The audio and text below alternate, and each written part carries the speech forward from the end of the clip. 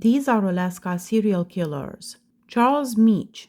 He was a serial killer that was active in the state of Alaska from 1973 to 1982. Meach was born to a mother with schizophrenia in Traverse City, Michigan. He developed a lengthy record of minor offenses after leaving home at the age of 16 to travel. Meach went to Anchorage, Alaska, where he killed a store worker named Robert Johnson, 22, at Earthquake Park in 1973. He was taken to Atascadero State Hospital in California after being charged with murder and ruled not guilty due to insanity. His disease was deemed to be in remission by psychiatrists in 1980, and he was sent back to Alaska under the care of the Alaska Psychiatric Institute. Meach attended the University of Alaska and held a number of jobs in 1981. He killed 4 adolescents while robbing their campground in Russian Jack Springs Park on May 3, 1982, using a .38 caliber handgun he had purchased from a man on the street. The 4 youngsters were 2 19-year-old boys, a 16-year-old female, and a 17-year-old girl. Meach shot the teenagers in cold blood as they were about to go to the movies. When challenged and charged, he admitted to the murders.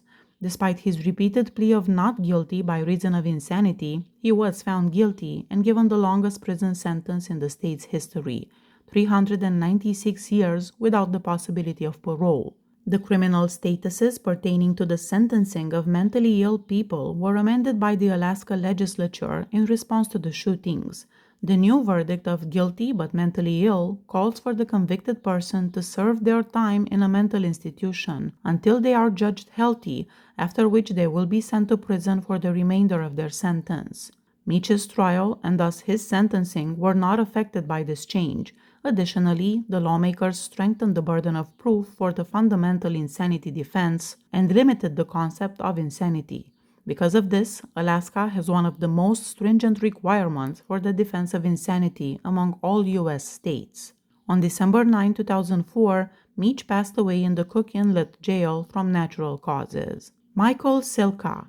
In May 1984, he is thought to have killed 9 people in Alaska, mostly in the little community of Manly Hot Springs. Silka was raised in Chicago's northwest suburbs. He had a history of run-ins with the law and a deep love of guns and the great outdoors from a young age. Silka and another young person were caught in 1975 attempting to steal weapons and camping supplies from a sporting goods business in the Plains. Silka and his brother, Steve, fled from high school to the Canadian forest that same year, only to return once their supplies ran out. 4 months before high school graduation, in February 1977, Silka was detained for carrying an old-fashioned black powder muzzle-loading rifle through a suburban park. The rifle was similar to the weaponry used by early mountain warriors. Later that year, he was detained once more for the same offenses. A lifelong neighbor named Foreman Hurst, who subsequently recalled Silka as a good kid, a typical teenager, encouraged him to join the U.S. Army shortly after. He cherished the great outdoors. His top goal was to spend time outdoors, exploring the natural world. He served at Fort Wainwright on the east side of Fairbanks, Alaska, from 1981 until his release that year. According to Army documents, during basic training, Silka was classified as an exceptional marksman with the M16 rifle and grenade launcher. However, he had multiple encounters with military police throughout his time at Fort Wainwright, including being arrested for firing a handgun in a barracks and being charged with assault. Silka returned to the Chicago region after leaving the Army and worked in a variety of occupations, primarily in construction. When he was pulled over for a minor infraction in November 1982, the officer found 4 weapons in his vehicle: 2 knives, a .22 caliber semi-automatic pistol, a .44 caliber revolver.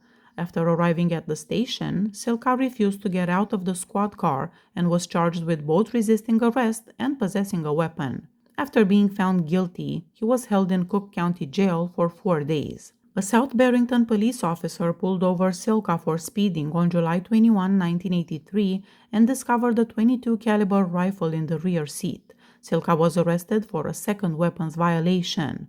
He skipped bond and ran away to Alaska after making multiple court appearances, the most recent of which was on October 26.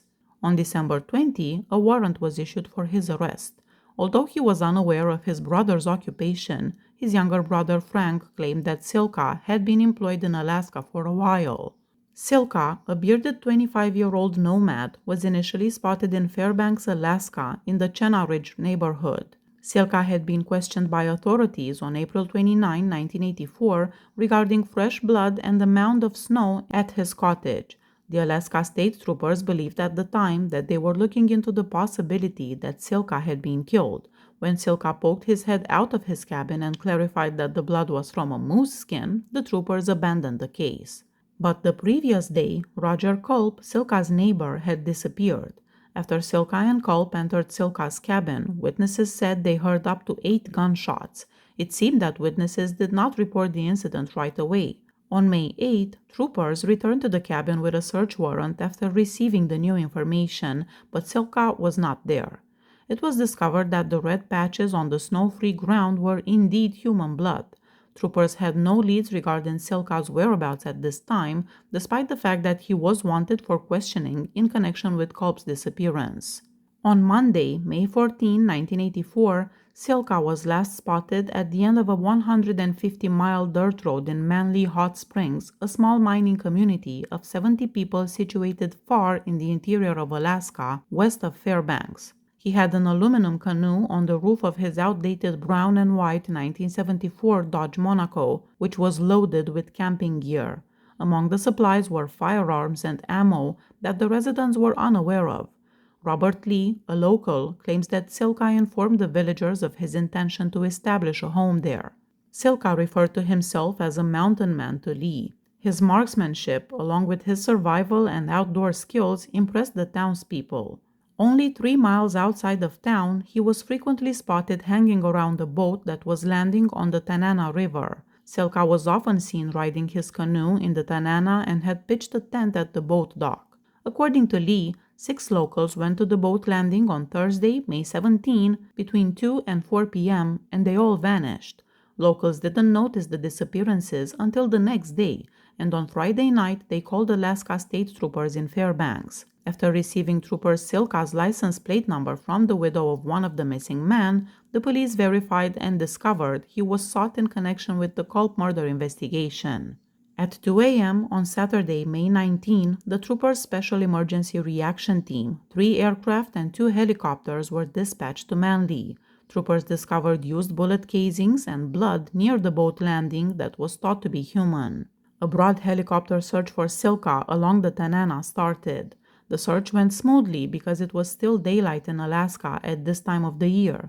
Late the same day, Silka was discovered upstream in an unidentified tributary of the Zitsiana River, which is a tributary of the Tanana, around 25 miles southeast of Manly, next to his own canoe and the motorized boat that belonged to one of his victims, Fred Burke. Silka was given the opportunity to surrender by troopers.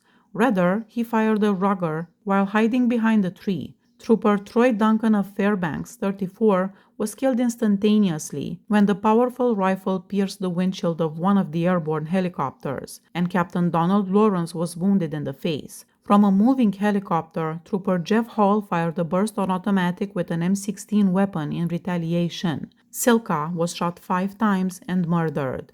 Troops who witnessed the shootout described it as evoking memories of Vietnam War warfare. On Sunday, May 20, a memorial service for the victims was held at the boat landing. At his father's wish, Silka was cremated and his remains interred at the Sitka National Cemetery adjacent to the Alaska State Trooper Training Academy in Alaska. Burke, Lyman Klein, Dale Majaski, and Larry Joe McVeigh were among the 4 people whose bodies had been recovered from the Tanana River by June 23, 1984. Approximately 75 miles downstream from the murder location, Burke's wife Liller found his remains. Families and friends of the victims combed the Tanana brush-choked banks for months. According to the troopers, Silka had been in Alaska for almost a month. He is thought to have thrown his victims' remains into the Tanana in the hopes that no one would discover them. With a width of up to 1 mile and a depth of 70 to 80 feet, the Tanana is a glacier-fed river that is extensively silted and likely to have bodies below the surface due to water's near-freezing temperatures. Silka's motivations are still unknown. Please hit that subscribe button if you like my channel. See you next time. Bye-bye.